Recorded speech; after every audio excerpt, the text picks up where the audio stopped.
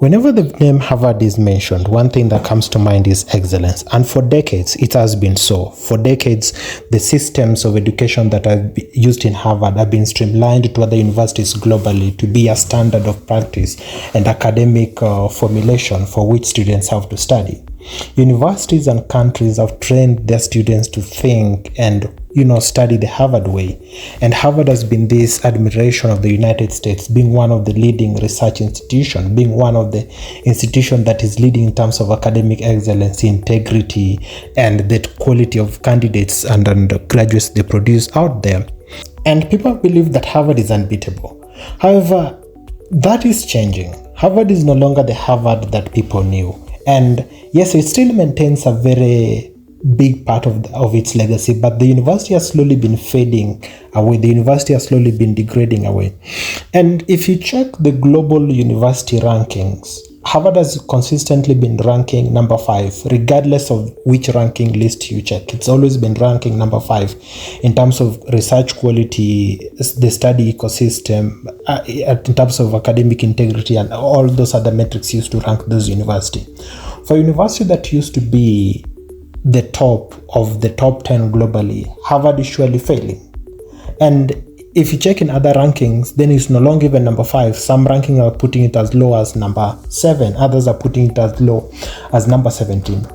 The top 3 positions are no longer even available for Harvard at this moment because MIT, Imperial College of London, Stanford, and the University of Oxford are occupying those top 4 positions while Harvard starts ranking at 6. And if you also check some list, even the University of Cambridge is now beating Harvard in terms of research. So what is happening in Harvard? Because for a university that produced some of the brightest minds, if you check the Supreme Court, if you go to Congress, if you check the Senate, if you check federal government, if you check some of the top institutions, capitalist institution in this country, then one of the names that you hear is Harvard. Harvard graduate used to be the standard for recruiting lawyers into firms. The fact that you studied at Harvard is no longer something new. People consider it something normal because it seems like the university is suddenly open and available to everyone. Okay, those sentiments aside, why is Harvard failing and what is happening to Harvard?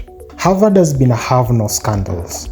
And when an academic institution is caught in so much scandals, then you begin to notice a trend that it's no longer focused on academic purposes, instead it's focused on something else. For instance, remember the 2023-2024 scandal? It's not a scandal per se, but let's call it the resigning of their president, Claudine Gay, the shortest serving president of Harvard University. She resigned over sentiments related to anti-Semitism, and then she was the first black president of that university. Now, Harvard is no stranger to racial matters. Harvard is no stranger to racial wars. It's been in this for a very long time. And for over decades that it's been in existence, Harvard has maintained its neutrality when it comes to wars that are related to race. However, it's slowly been shifting and it's been taking stands. And when Donald Trump's administration was cracking on matters of anti-Semitism, one of the universities that he targeted was Harvard. Harvard has been embroidered into the politics of the nation. And when a university is so much caught into the politics, then it can suffer severe backlashes.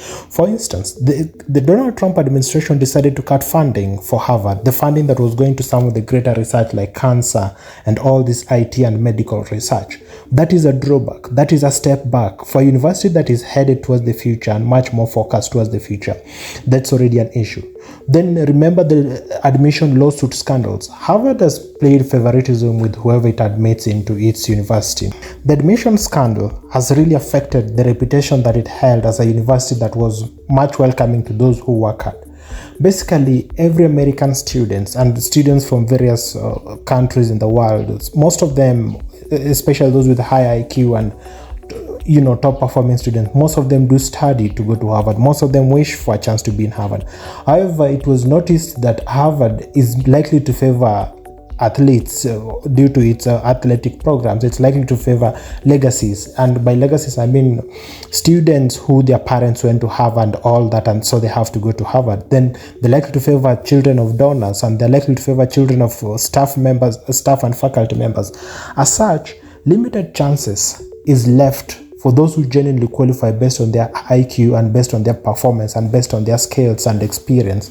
This directly affects research, because when someone is taken in as a legacy student, as a child of a donor, as an athlete, you realize how much the research faculty and the research activities of Harvard is failing. One of the greatest scandals that ever affected Harvard was the 2012 cheating scandal.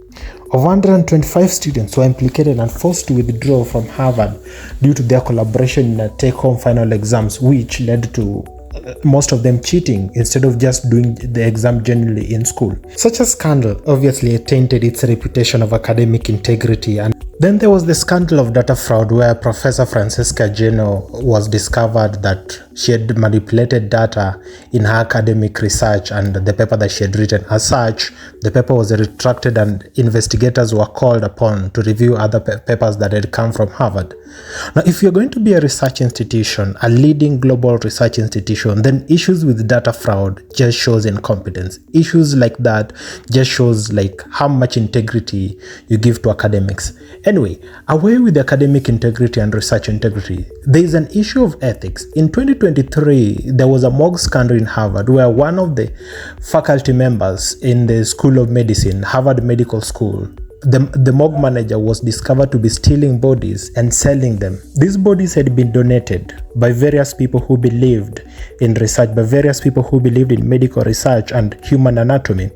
Now, an institution being caught in organ trade, an institution being caught in donated body parts trade gives a very bad image to a university that has always relied on this donated part to improve its research on diseases like Parkinson's disease, cancer, and all these other genetic diseases.